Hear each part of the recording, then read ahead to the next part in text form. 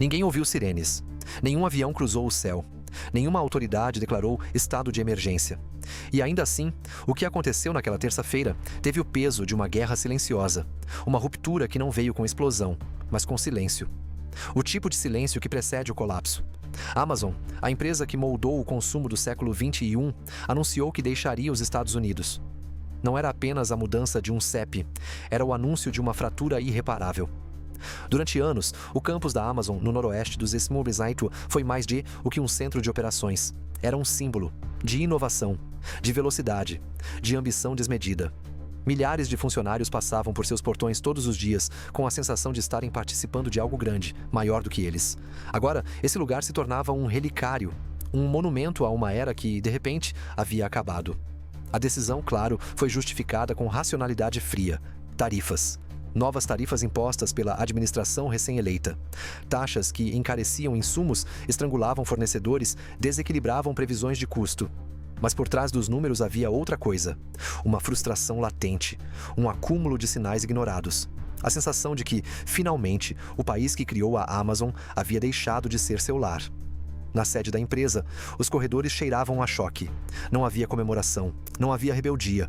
Apenas olhos inquietos, perguntas sem resposta e um peso invisível nas costas de quem entendia que o mundo acabava de mudar. Mas será que o mundo entendeu o que essa mudança significava? Não era a primeira vez que uma multinacional deslocava operações em busca de vantagens fiscais. Mas essa era diferente. A Amazon não apenas saiu, ela declarou implicitamente que o ambiente político dos Estados Unidos havia se tornado tóxico demais para seu modelo de negócio. Que os riscos superavam os benefícios. Que o novo protecionismo não protegeria ninguém, apenas expulsaria o que ainda restava de vanguarda. Nos dias seguintes ao anúncio, repórteres acamparam em frente ao antigo campus, drones sobrevoaram os galpões, e especialistas debatiam na TV com o entusiasmo vazio de quem ainda não entendeu a gravidade do que estava acontecendo.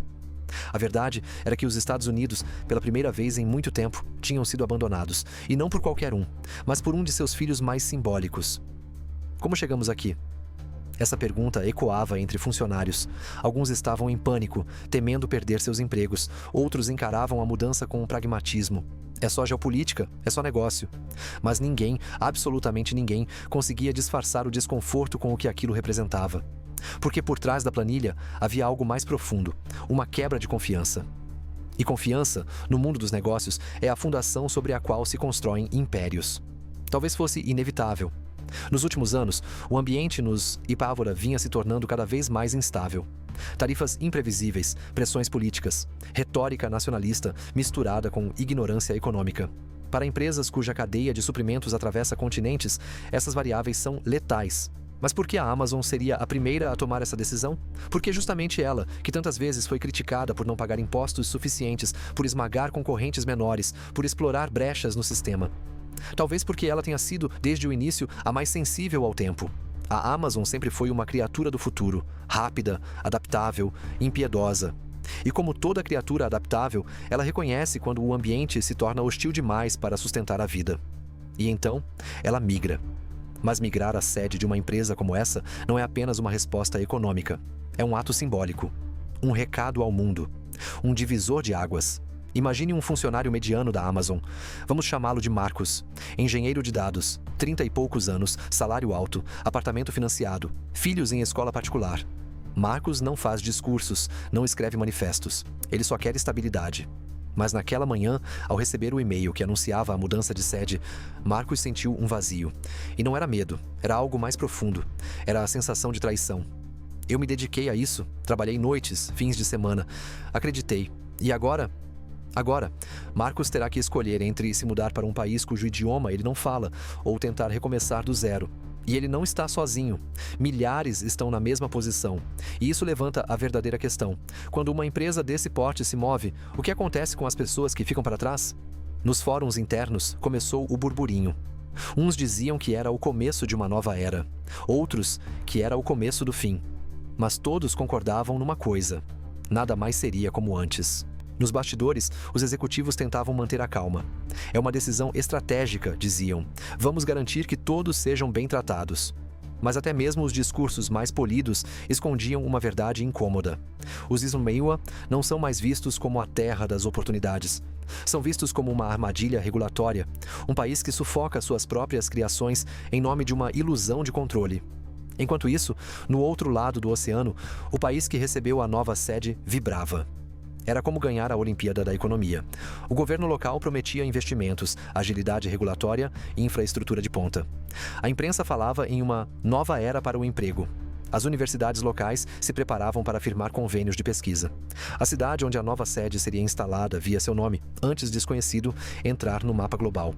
E no fundo, o que se iniciou ali não foi apenas a realocação de uma sede. Foi o começo de uma nova cartografia econômica, um novo eixo de poder, um novo centro gravitacional do capitalismo digital. O que os Estados Unidos perdem quando perdem a Amazônia? Não apenas empregos, não apenas arrecadação, mas algo mais simbólico, a aura de inevitabilidade. Por décadas, foi dado como certo que as maiores empresas do mundo nasceriam, cresceriam e permaneceriam nos Ilkus. Era um pacto silencioso, uma profecia autorrealizável. Até agora, porque a Amazon rompeu esse pacto. E ao fazer isso, abriu espaço para que outras façam o mesmo. Google, Apple, Tesla, Microsoft, elas estão olhando, estão anotando, estão aprendendo. E o governo? Em Washington, o silêncio foi ensurdecedor. Alguns políticos comemoraram dizendo que a Amazon finalmente enfrentava as consequências de suas escolhas. Outros tentaram minimizar, dizendo que a empresa ainda manteria operações no país. Mas ninguém conseguiu esconder o desconforto com o simbolismo do gesto, porque se a Amazon pode ir embora, qualquer uma pode. As bolsas oscilaram, o dólar recuou, investidores estrangeiros começaram a perguntar: até onde vai essa guerra tarifária? Quem será o próximo a partir? E aí vem a pergunta que ninguém quer fazer: e se o problema não for a Amazon? E se o problema for o país? Essa é a ferida mais dolorosa, porque implica reconhecer que a América de hoje já não oferece o que prometeu, que o livre mercado virou uma promessa quebrada, que o discurso de America First se tornou, paradoxalmente, o início da sua exclusão. Nas redes sociais, a polarização era previsível. Uns acusavam a empresa de antipatriotismo, outros diziam que Trump estava destruindo a economia. Mas no meio do barulho, um sentimento mais profundo se formava, o de que estávamos todos assistindo ao fim de uma era. Porque quando uma empresa como a Amazon toma uma decisão como essa, não é apenas uma mudança de endereço. É uma declaração, uma ruptura, um grito silencioso dizendo: não dá mais. E esse não dá mais não é só sobre tarifas. É sobre um sistema que virou contra si mesmo. É sobre políticas feitas com slogans em vez de estratégia. É sobre uma nação que perdeu sua bússola econômica e, no processo, está perdendo também seus gigantes. E aí, o que vem depois? A resposta virá. Mas não em palavras. Virá em movimentos, em novos anúncios, em reconfigurações geográficas, em outras sedes que partirão, em cadeias de suprimentos que se adaptarão, em mapas empresariais que se redesenharão. Por ora, o que resta é a imagem daquele campus silencioso, com bandeiras meio hasteadas e funcionários esvaziando gavetas com passos lentos. A capital da inovação agora é um vácuo, uma lembrança, um eco. E no centro disso tudo, uma pergunta ainda paira no ar como fumaça que se recusa a assumir. Se até a Amazon está indo embora, o que mais pode estar prestes a acontecer? Durante muito tempo, as tarifas foram tratadas como relíquias de outra era. Uma espécie de machado enferrujado pendurado na parede da economia global. Estavam lá, mas ninguém realmente esperava que alguém fosse usá-las de verdade. Até que um dia, usaram. E não como ferramenta de negociação, mas como arma. E como toda arma usada sem precisão, ela acabou ferindo quem a empunhava. Os Estados Unidos, sob a bandeira do protecionismo, começaram a levantar muros em nome da indústria local. Mas ao fazer isso, esqueceram que o mundo que construíram nos últimos 50 anos era feito de pontes, de conexões frágeis, mas interdependentes. Cortar essas conexões em nome de uma ilusão de autossuficiência foi como puxar o fio de um tecido inteiro. Ele se desfez. É fácil imaginar tarifas como algo distante, técnico, reservado a diplomatas e economistas de ternos bem passados. Mas tarifas têm cheiro, têm cor, têm consequência. Elas vivem no preço do seu café da manhã, no valor da sua passagem de ônibus, na lentidão com que seu pedido online demora a chegar. Quando a Amazon anuncia que está indo embora, não é só a sede da empresa que se desloca. É o centro de gravidade da economia cotidiana. Quer um exemplo? Emily, mãe solo de 2 filhos em Ohio, costumava comprar as mochilas escolares pelo site da Amazon todo agosto. Eram baratas, duráveis e chegavam em 2 dias. Este ano, as mesmas mochilas custam 40% a mais e demoram 10 dias para chegar. O motivo? Um tecido sintético que agora é tarifado em 25% porque vem do Vietnã. O fornecedor sufocado repassou o custo. O vendedor americano, sem margem, aumentou o preço. O frete, impactado pela nova regra de inspeção de carga, atrasou. E Emily pagou a conta. E ela nem sabe disso. Ela apenas resmunga que as coisas estão mais caras. Mas não entende por quê. Agora, multiplique a Emily por 80 milhões de famílias americanas. Multiplique as mochilas por milhares de produtos. Adicione a isso pequenas empresas que dependiam de insumos importados. Restaurantes que viram o preço do salmão dobrar. Oficinas que não conseguem mais comprar peças de carros sem esperar 3 semanas. Isso não é teoria. Isso é terça-feira à tarde. Isso é o agora. Quando se fala em tarifas, não se fala de nacionalismo. Fala-se de impacto. Porque o que o governo não previu, ou ignorou, foi a arquitetura delicada da cadeia de valor que sustenta a economia moderna. E essa arquitetura não é um castelo, é uma rede. Puxar um ponto da rede afeta todos os outros. A retórica oficial dizia que as tarifas protegeriam os empregos. Mas o que se vê no chão da fábrica é o contrário. Em Detroit, uma montadora precisou suspender temporariamente a produção porque as baterias de lítio que vinham da Coreia agora custam mais, demoram mais e chegam com documentação extra.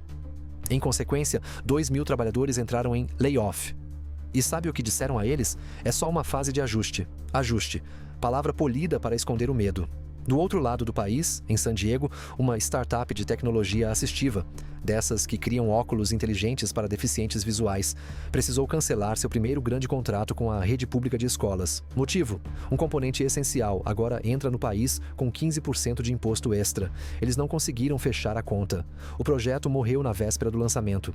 100 crianças não receberão os óculos. E ninguém vai noticiar isso, porque a tarifa não grita, ela sussurra. E o sussurro se espalha. Lento, implacável. E então vem a pergunta: quem está ganhando com isso? Certamente não são os agricultores de Iowa, que viram a China cortar encomendas de soja como retaliação. Nem os caminhoneiros do Texas, que viram seus trajetos internacionais desmoronar por causa de novos entraves na fronteira. Nem mesmo as indústrias de base, que teoricamente seriam protegidas, mas que agora precisam pagar mais caro por aço importado, comprometendo sua própria competitividade. E a Amazon? Foi só a primeira a dizer basta. Enquanto o governo se vangloria de defender a indústria americana começa a fazer contas, e as contas não fecham. O que estamos vendo não é apenas uma crise de mercado, é uma crise de lógica, porque o protecionismo pode parecer uma ideia sedutora: produzir tudo em casa, gerar empregos locais, controlar a balança comercial. Mas no mundo real, isso exige um preço que poucos estão dispostos a pagar: tempo, investimento e uma cadeia de produção que não existe mais. Tentar reconstruí-la do zero em tempo recorde é como tentar plantar milho em cimento. E enquanto isso, as empresas precisam sobreviver. Foi exatamente por isso que a Amazon tomou sua decisão. Não foi ideologia, foi sobrevivência. Continuar operando dentro de um sistema tarifário errático, imprevisível e politicamente inflamado se tornou um risco inaceitável para uma corporação que depende de velocidade, eficiência e estabilidade regulatória. E aqui está o ponto crítico. Não são apenas as grandes empresas que pensam assim. As pequenas também estão se mexendo. Algumas silenciosamente fecham as portas, outras reestruturam rotas. Muitas já começaram a migrar digitalmente, entregando menos no Ziptoel e mais para mercados asiáticos e europeus, onde o comércio ainda obedece a regras claras. A questão é: o que acontece quando o país que escreveu as regras do livre mercado decide ignorá-las? A resposta veio rápido. Canadá, Alemanha, Japão, todos anunciaram pacotes de incentivos para atrair empresas americanas sufocadas pelas novas tarifas. Linhas de crédito subsidiadas, alívio fiscal, isenção de impostos sobre importações de alta tecnologia. Era como ver abutres circulando um império ferido. Só que dessa vez, não são predadores, são sedutores. E os Simoseiwas não estão preparados para resistir. Aliás, como resistir quando até os próprios empresários querem ir embora? Em reuniões a portas fechadas, grupos de CEOs discutem estratégias discretas de diversificação geográfica. Em Wall Street, os analistas já projetam quais empresas serão as próximas a seguir o caminho da Amazon. Os fundos de investimento começaram a reduzir exposição ao dólar em carteiras estratégicas. Isso não é terrorismo econômico. Isso é defesa antecipada. Eles sabem que a estabilidade está acabando. E você que assiste a tudo isso pode estar se perguntando: mas o que isso tem a ver comigo? Tudo. Porque quando as empresas saem, elas levam com elas mais do que dinheiro. Elas levam inovação, leva-se talento, leva-se perspectiva de futuro. E o que fica é um buraco. Um buraco que não se preenche com patriotismo. Um buraco que não se tapa com slogans. Você começa a perceber isso quando vai ao mercado e o arroz está 20% mais caro. Quando o seu pedido online chega com 2 semanas de atraso. Quando a loja do bairro fecha porque não consegue mais competir com os preços de plataformas que agora operam de fora. Quando seu filho termina a faculdade e descobre que o estágio promissor foi cancelado porque a empresa mudou de país. Esse é o impacto invisível. O que não entra nas estatísticas. O que não vira manchete. Mas que corrói, aos poucos, o cotidiano. E tudo isso começou com tarifas, com a ideia equivocada de que isolar é proteger, que punir parceiros comerciais é estratégia, que empurrar empresas contra a parede é prova de força. Mas a economia não responde à força, ela responde à confiança. E confiança, uma vez rompida, não se recompõe com um decreto. O que estamos vivendo é uma transição, dolorosa, confusa, e sim, perigosa, mas também reveladora, porque mostra quem somos quando o jogo muda. E a verdade é, os Estados Unidos estão perdendo um jogo que eles mesmos criaram. Agora, mais do que nunca, o debate precisa sair dos palanques e entrar nas casas. Precisa sair das planilhas e tocar a vida real. Porque esta história, a história da Amazon, das tarifas, da fuga de empresas, não é sobre CEOs, é sobre você. É sobre o tipo de país que você quer, sobre o preço que está disposto a pagar, sobre o futuro que ainda acredita ser possível. E esse futuro não será construído com muros, mas com pontes, com diálogo, com estratégia e, acima de tudo, com escuta. Portanto, se você acredita que este é o tipo de conversa que o mundo precisa ter, se você entende que por trás da decisão de uma empresa existe um sinal de alerta para todos nós, então te convido a se juntar a nós. Curta este vídeo, compartilhe e se inscreva no canal. Porque isso aqui não é só notícia, é história em tempo real. Você realmente acha que sabe quem manda no mundo? Eu tô falando de segredos, decisões de guerra, influência global, tudo que ninguém tem coragem de mostrar. Se você pensa por conta própria, esse conteúdo é para você. Clique no link do comentário fixado e veja agora antes que tirem do ar. Você já parou para pensar em qual seria o novo lugar certo? Se o país mais poderoso do mundo já não oferece o mínimo de previsibilidade para abrigar a maior empresa de varejo global, então quem oferece? Essa foi a pergunta feita em salas silenciosas, em calls protegidas por NDA, em cafés discretos no exterior onde executivos da Amazon e intermediários de governos estrangeiros selaram, com acenos e canetas Montblanc, um novo destino. E a resposta não veio dos palcos tradicionais. Não foi Londres, nem Frankfurt, nem Paris. O país escolhido, cujos detalhes permanecem até agora envoltos em cláusulas de confidencialidade, não foi selecionado por glamour, e sim por pragmatismo. Porque o que define o futuro hoje não é mais o prestígio, é a estabilidade. O país que mais rapidamente entendeu isso, venceu. Mas afinal, como se escolhe o novo berço de um império corporativo? Não é com mapas ou rankings da Forbes. É com lupa.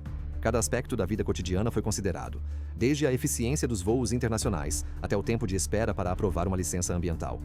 Desde o índice de atratividade de talentos locais até a carga tributária efetiva sobre lucros repatriados. Nada ficou de fora. E é aí que a coisa muda de tom. O que o mundo viu como uma simples mudança de sede foi, na verdade, o início de um novo modelo de Estado. Um Estado que se constrói não para proteger empresas nacionais, mas para atrair empresas errantes. Grandes nômades globais buscando solo fértil, previsível e cooperativo. Mas quem está mais preparado para isso? Os países ou as empresas? Ao redor do mundo, um novo jogo geopolítico se desenha. E dessa vez, quem joga não são exércitos, mas CNPJs. A Amazon deixou de ser apenas uma empresa. Ela virou um ativo geopolítico, um troféu. E com ela vieram consequências silenciosas. Você sabia, por exemplo, que o país escolhido já começou a reestruturar suas universidades? 3 instituições locais receberam aportes diretos para criar centros de pesquisa aplicados à automação logística e inteligência artificial. Cursos técnicos foram redesenhados em tempo recorde para formar profissionais sob medida para os próximos 5 anos. Tudo isso antes mesmo da primeira pedra do novo campus ser colocada. Como isso é possível? Simples. O Estado moderno que quer competir precisa agir como um parceiro, não como um obstáculo. E o país que entendeu isso criou um ambiente onde a Amazon não apenas sobreviverá, mas florescerá. Mas e os moradores locais? Eles ganham com isso? Depende da pergunta que se faz. Se você perguntar, vai gerar empregos? A resposta é sim. Se você perguntar, vai mudar a vida da cidade? A resposta é, já mudou. Em menos de 60 dias após o anúncio informal da mudança, os preços de imóveis ao redor da nova sede subiram 24%. Hotéis locais passaram a receber visitas frequentes de diretores da AWS, de executivos seniores e de especialistas jurídicos americanos. A principal rede de hospitais da cidade iniciou convênios com seguradoras internacionais para atender o novo público estrangeiro com planos premium. Mas aqui está o ponto que poucos percebem. Não é só uma transferência de sede. É uma transferência de ecossistema. Onde a Amazon pousa, ela cria fendas. E delas nasce um novo modelo de cidade. Mais conectada, mais exigente, mais globalizada e também mais desigual. Porque, junto com os empregos e os investimentos, vem o risco de colonização econômica. Será que o país escolhido está pronto para lidar com o poder cultural, financeiro e político de abrigar uma corporação com um orçamento maior que 150 nações do planeta? Ou será que está apenas deslumbrado com o brilho dos dólares? A história está cheia de exemplos de países que apostaram tudo em uma empresa e perderam. Mas há algo de novo aqui. A Amazon não está apenas chegando. Ela está reescrevendo regras locais antes mesmo de ser formalmente instalada. Desde legislação sobre privacidade de dados até normas alfandegárias para a importação de equipamentos de ponta, tudo está sendo rediscutido à luz do novo contrato. E esse contrato não é entre empresas e governos, é entre nações e algoritmos. Sim, porque os dados, os fluxos logísticos, os serviços financeiros embutidos, tudo agora corre por infraestruturas que ultrapassam qualquer conceito clássico de soberania. Quer um exemplo mais concreto? O Banco Central do país anfitrião já aprovou, em caráter emergencial, um novo sandbox regulatório para testar sistemas de crédito baseados em comportamento de compra. Exatamente o modelo que a Amazon ensaiava há anos, mas que sempre bateu de frente com as regulações americanas. Em outras palavras, a empresa saiu dos EUA e levou suas ideias com ela. Agora, longe das amarras regulatórias que a limitavam, ela pode experimentar, pode testar, pode escalar. E aqui entra o ponto crítico. O que acontece quando as inovações mais ousadas da próxima década surgem não mais nos Estados Unidos, mas fora deles? Quando o polo de tecnologia deixa de ser o Vale do Silício e se move para uma zona neutra, desenhada sob medida para abrigar titãs? Quem lidera, então? Os Estados Unidos não perderam só uma empresa, perderam o controle narrativo da inovação, e isso tem efeitos profundos. As startups que antes sonhavam em ser compradas pela Amazon já começam a migrar sua sede jurídica para um novo país. As aceleradoras locais começaram a firmar convênios com universidades da Ásia e da Escandinávia. O ecossistema de fornecedores já está em plena mutação, com fabricantes de drones de entrega realocando seus centros de produção para se aproximar do novo polo. O que era um movimento isolado se transforma, diante de nossos olhos, em uma corrente tectônica. E nos Sinewa? O clima é de ressaca. Não há protestos, nem indignação popular, só um vazio. Um tipo de silêncio amargo que nasce quando a ficha cai tarde demais. O bairro onde estava o antigo campus da Amazon viu nas últimas semanas o volume de imóveis comerciais para alugar atingir o maior nível em 13 anos. Corretoras tentam convencer startups locais a se instalarem nos prédios vazios, oferecendo aluguel gratuito nos 3 primeiros meses. Mas a pergunta cruel permanece no ar. Quem vai querer ocupar o espaço de alguém que decidiu sair? Porque o verdadeiro dano de uma saída como essa não é imediato, é reputacional. O que outros países estão enxergando agora não é apenas um território que perdeu uma gigante. É um sistema político que não consegue garantir permanência. É um ambiente jurídico que muda com eleições. É um país que decidiu virar as costas para o mundo. E agora, o mundo retribui o gesto. E aqui vai a pergunta que ninguém ousa responder. E se a próxima empresa a sair for uma farmacêutica, ou um banco digital, ou uma rede de energia?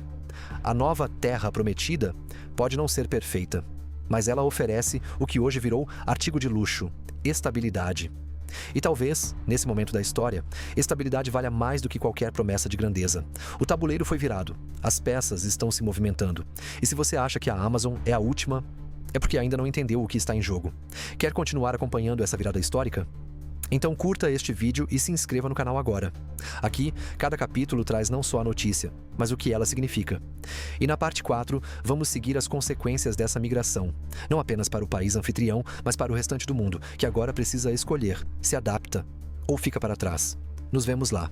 O mundo não caiu em silêncio após a saída da Amazon dos Estados Unidos. Ele estalou, como vidro sob tensão.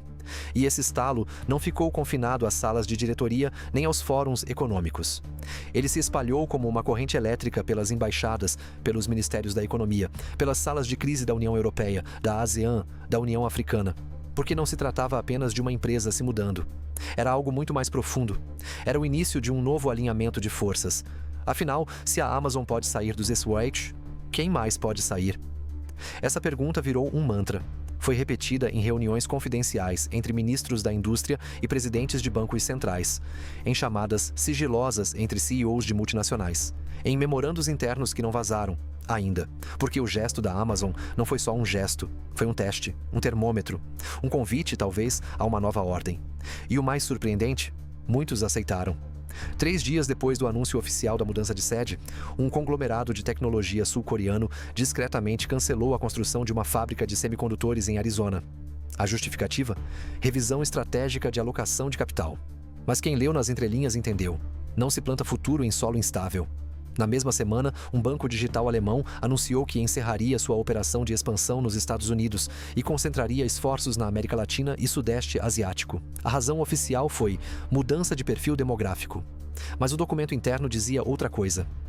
O ambiente regulatório americano tornou-se imprevisível e hostil para instituições estrangeiras. Coincidência? Ou seria o barulho do dominó batendo? A verdade é que a decisão da Amazon foi o estopim de um novo ciclo de reposicionamento. Não por rebeldia, mas por precaução. Imagine que você é o CEO de uma multinacional de inteligência artificial. Você passa anos montando sua sede, contratando engenheiros, investindo em inovação nos Estados Unidos. E, de repente, com uma canetada, o governo impõe restrições sobre exportação de software por motivos de segurança nacional. Ou aumenta em 40% a taxação sobre servidores importados. Ou revoga um tratado fiscal com o país da sua matriz. O que você faz? Você observa o que a Amazon fez e você aprende. Em Bruxelas, o Parlamento Europeu convocou um grupo de trabalho emergencial para revisar suas leis de incentivos à inovação estrangeira.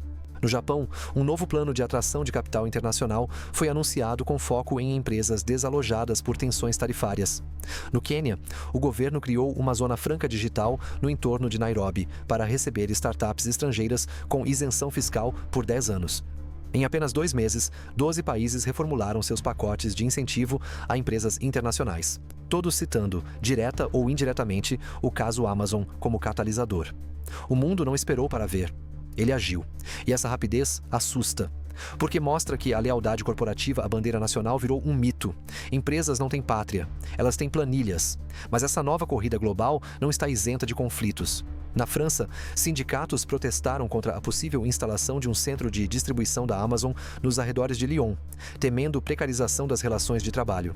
No Brasil, ambientalistas denunciaram a pressão de lobistas para flexibilizar licenças em regiões da Amazônia Legal, em troca de investimento logístico. Na Índia, grupos nacionalistas iniciaram campanhas online contra a invasão de empresas estrangeiras apátridas. Estamos entrando numa era de contradições profundas. Como conciliar soberania nacional com competição internacional? Como proteger trabalhadores sem afastar investidores? Como crescer economicamente sem abrir mão do controle? E a pergunta mais incômoda de todas: até que ponto os países estão dispostos a se curvar para atrair gigantes? Na Tailândia, por exemplo, um acordo confidencial com uma multinacional de comércio eletrônico prevê que, em caso de disputas trabalhistas, a empresa possa recorrer a tribunais arbitrais internacionais e não à justiça local. Isso significa, na prática, que um trabalhador tailandês poderá ser julgado por uma corte privada em outro país, com base em leis contratuais estrangeiras. Você chamaria isso de soberania ou de rendição? Nos bastidores, o que se vê é um realinhamento de poder, não entre estados, mas entre empresas e estados, porque o que antes era a exceção virou padrão. Governos oferecendo concessões, infraestrutura, subsídios, votos no parlamento, tudo em nome de um novo tipo de diplomacia, a diplomacia corporativa. E enquanto isso, a própria Amazon se reinventa. Com a liberdade regulatória conquistada em seu novo território, a empresa já lançou pilotos de entrega com drones de médio alcance em zonas suburbanas, algo impensável sob as restrições da FIA. Iniciou testes com criptomoedas locais como método de pagamento direto e prepara o lançamento de um novo modelo de assinatura logística para pequenas empresas, substituindo intermediários de transporte. O que antes era inovação travada por comitês virou experimentação em tempo real. E aqui surge um dilema profundo. E se o centro da inovação global deixar de ser democrático? Porque, ao se concentrarem em países que aceitam qualquer concessão para atrair investimento, as Big Techs criam ilhas de exceção tecnológica. Nesses espaços, tudo é permitido, mas nem tudo é fiscalizado, e onde não há freio, há abuso.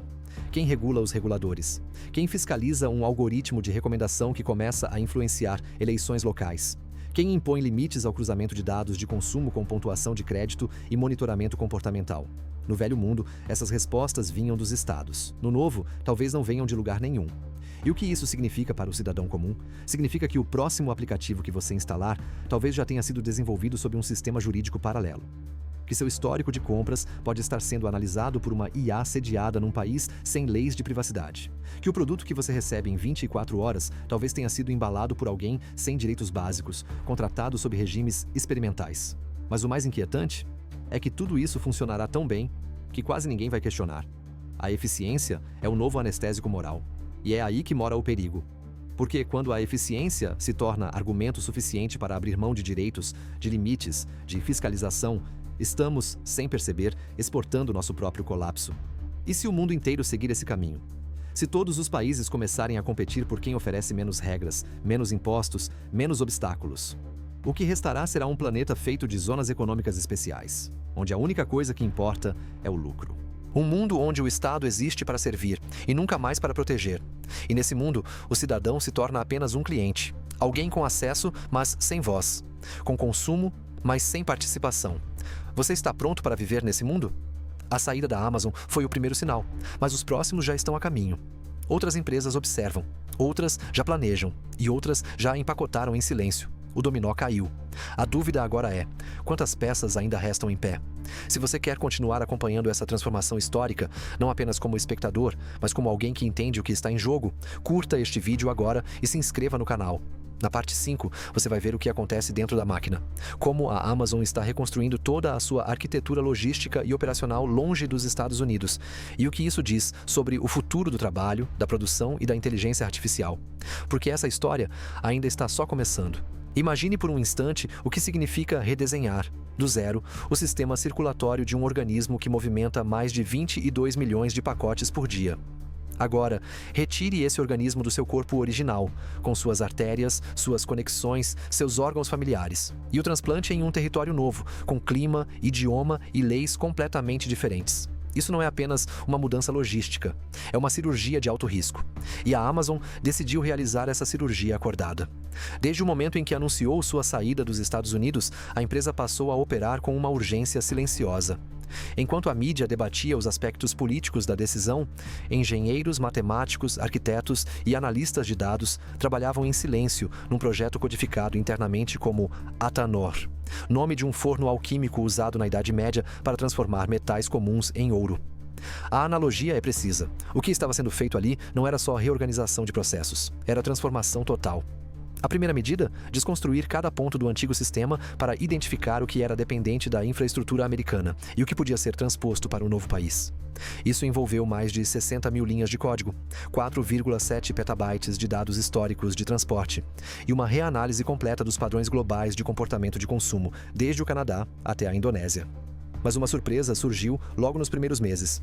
O algoritmo de previsão de demanda da Amazon, que por anos foi considerado uma das maiores conquistas da empresa, não funcionava tão bem fora dos Estados Unidos. Por quê? Porque o modelo original foi alimentado por décadas de comportamento americano. Compras impulsivas no fim do dia, picos sazonais em datas específicas, lógica de devolução sem custo, alta tolerância a atrasos de até 24 horas. Tudo isso era um reflexo cultural. No novo território, nada disso se aplicava. Os clientes tinham hábitos diferentes. Compravam menos, mas com mais recorrência. Valorizavam embalagens sustentáveis, mesmo que mais caras. Rejeitavam entregas noturnas. E, para o desespero de alguns executivos, liam as descrições do produto com mais atenção do que os norte-americanos jamais fizeram. Foi nesse ponto que a Amazon percebeu. Não bastava mover a máquina, era preciso reconstruí-la com novas regras. O novo império logístico começou com uma mudança quase filosófica, a descentralização radical. No Ziboazucitata, tudo gravitava em torno de mega-hubs como Dallas, Atlanta e Chicago. Agora, a Amazon decidiu distribuir seu poder. Criou anéis logísticos interdependentes, capazes de operar de forma autônoma se algum elo falhasse. Isso teve um impacto inesperado. Pela primeira vez na história da empresa, uma parte da operação funcionava mais eficientemente fora do Zinwara do que dentro.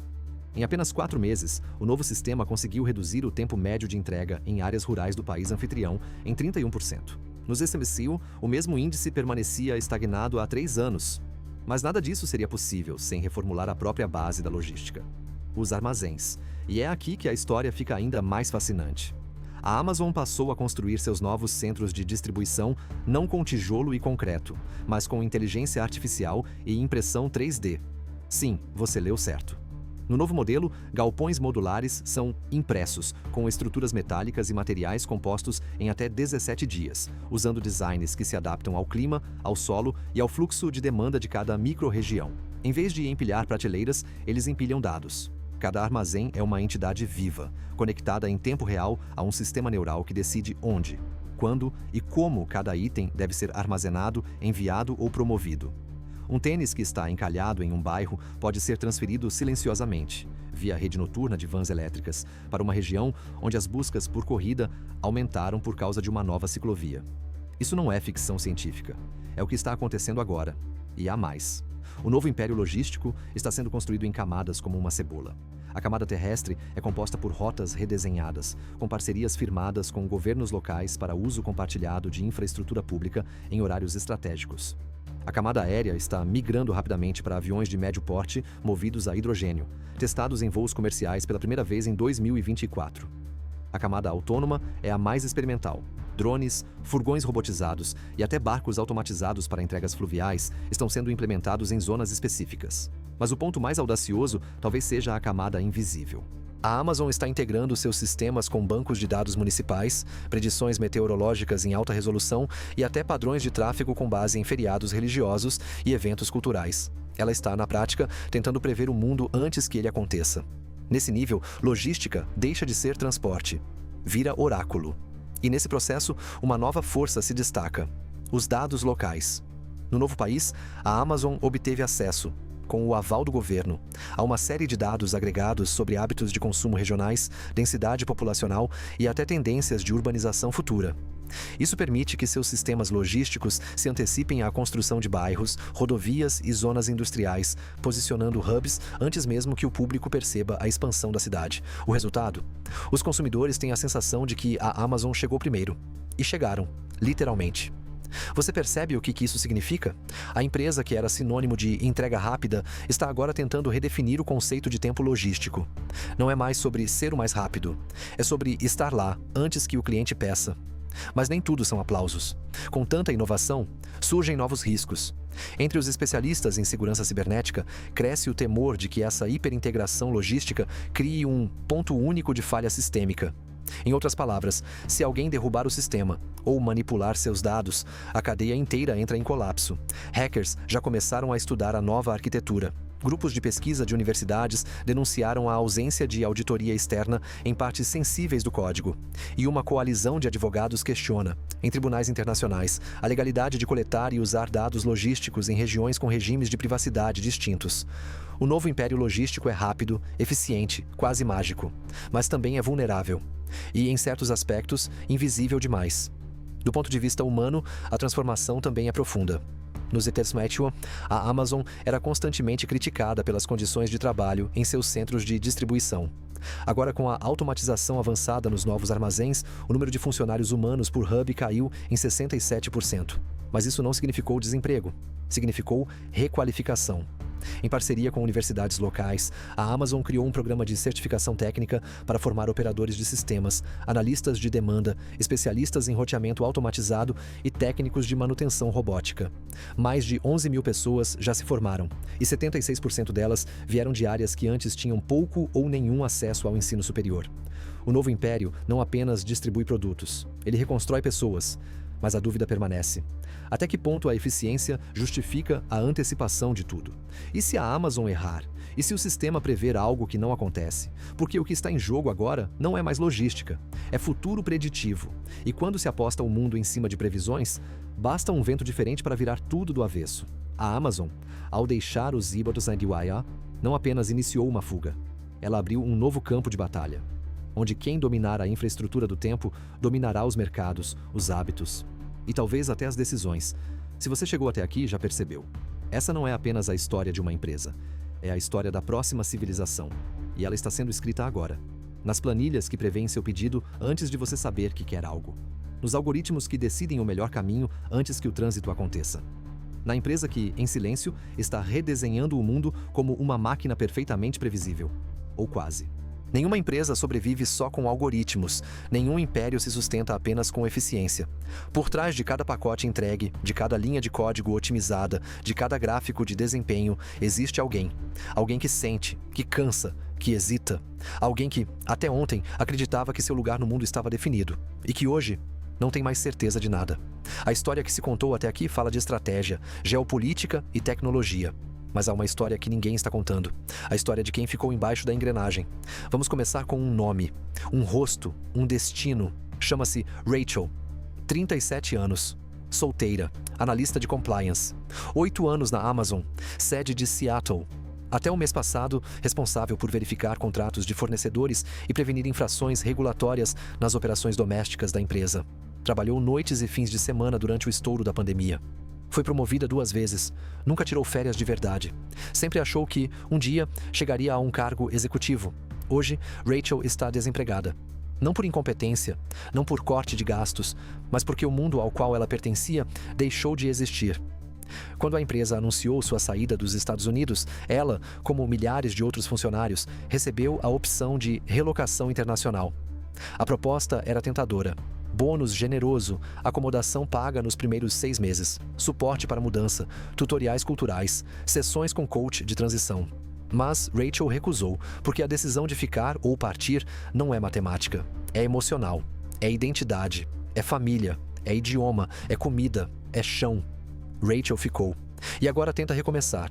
Sem currículo atualizado, sem rede de apoio fora da Amazon, sem saber sequer como explicar ao recrutador por que seu cargo simplesmente desapareceu. E ela não está sozinha. Estima-se que cerca de 28 mil funcionários administrativos optaram por não migrar com a empresa. A maioria deles vivia há mais de uma década dentro do ecossistema Amazon. Tinham filhos em escolas locais, hipotecas em bairros planejados, vínculos profundos com comunidades que agora se sentem órfãs. É o tipo de colapso que não vira manchete, mas que se alastra como ferrugem. O que acontece com uma cidade quando sua espinha dorsal resolve ir embora? Nos arredores do antigo campus, empresas que dependiam do fluxo diário de trabalhadores da Amazon começaram a fechar as portas. Cafeterias com tapumes, lavanderias com placas de aluga-se, aplicativos de transporte relatando queda de 39% no volume de chamadas em horários comerciais. E então vem o silêncio. Aquele silêncio peculiar que toma conta de uma cidade depois de uma ruptura. Não o silêncio da paz, mas o silêncio da dúvida, do abandono, da constatação incômoda de que as empresas já não pertencem mais aos lugares, porque a pergunta não é mais onde está a sede da Amazon. A Amazon ainda é de algum lugar? E isso muda tudo. Internamente, a empresa sabia que não bastava mover suas operações. Era preciso reconstruir a cultura. Mas como se reconstrói uma identidade corporativa transplantada? Os líderes optaram por um modelo híbrido. Town halls digitais, podcasts internos com os fundadores, encontros presenciais regionais, treinamentos de integração cultural com elementos da língua, da história e dos valores locais. Foram criados núcleos de resiliência emocional, com psicólogos e mentores voltados exclusivamente para ajudar os funcionários a processar a mudança.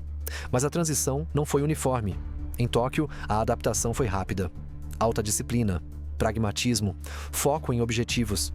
Na Cidade do Cabo, os funcionários responderam com entusiasmo, vendo na chegada da Amazon uma chance histórica de mobilidade social. Já em Dublin, a reação foi ambígua. Houve resistência cultural. Rejeição à velocidade, dificuldade com a mentalidade de otimize ou desapareça. E isso revelou algo mais profundo.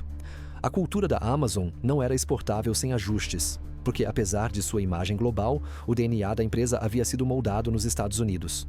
Num ambiente de competição acelerada, metas agressivas, valorização do indivíduo sobre o coletivo, meritocracia quase militar.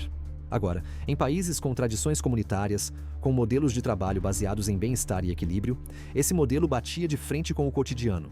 E aí surgiu a grande questão interna. Quem precisa mudar? A Amazon ou os países? Enquanto essa dúvida permanecia, começaram a surgir microtensões. Em fóruns internos, funcionários relatavam esgotamento precoce, dificuldade de adaptação, sensação de deslocamento existencial. Em avaliações anônimas, mais de 40% dos colaboradores recém-contratados disseram se sentir desconectados da missão central da empresa. O RH reagiu, lançou campanhas de engajamento, criou rituais simbólicos, reescreveu partes do manual de conduta para incluir valores locais. Mas algo havia mudado. O senso de unidade, que antes era global, agora se fragmentava em mosaicos regionais. E a cultura da Amazon começava a se diluir. Paradoxalmente, foi nesse vácuo cultural que emergiram novas formas de resistência interna.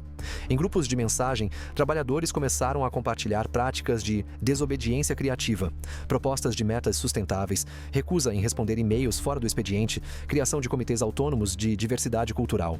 Esses pequenos atos de insubordinação silenciosa revelam uma mudança sísmica.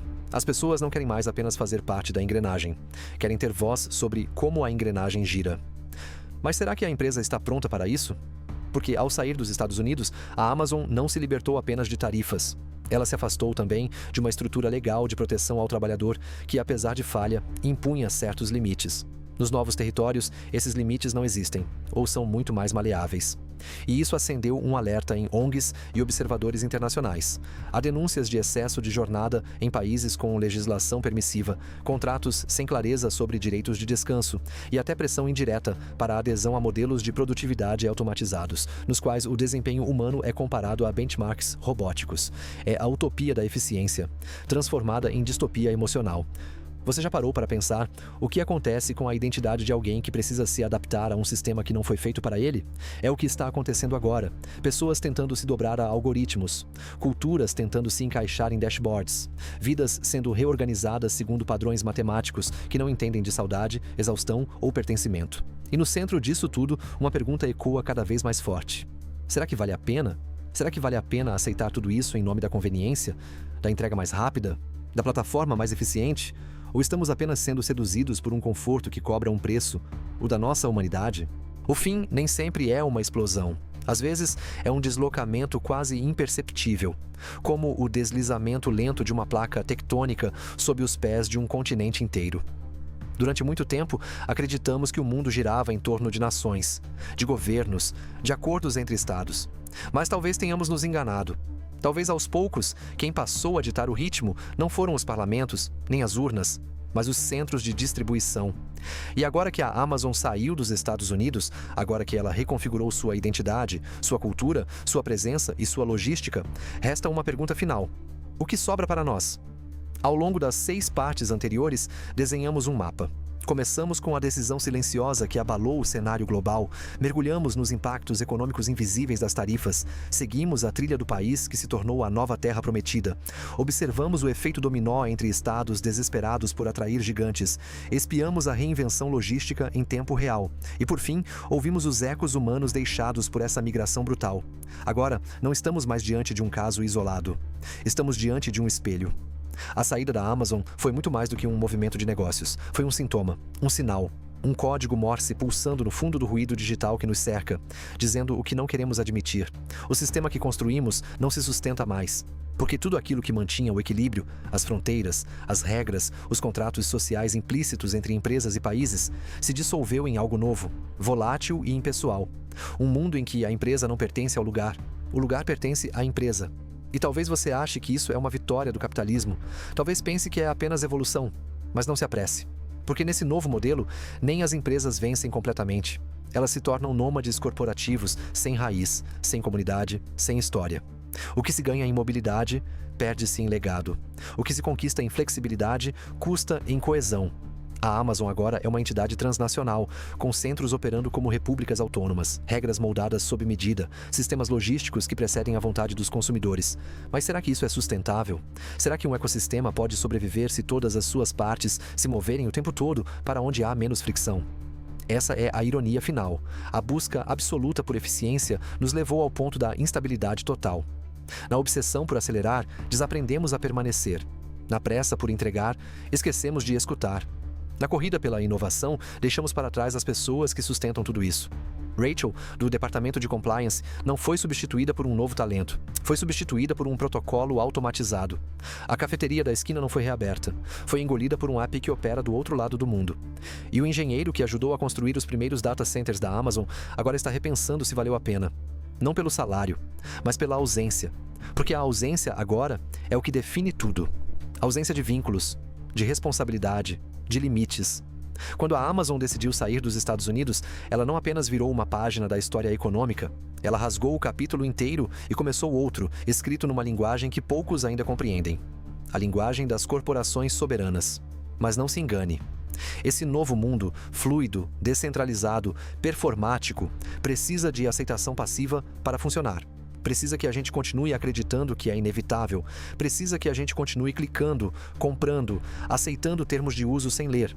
Precisa que a gente veja como conveniência, o que talvez seja submissão.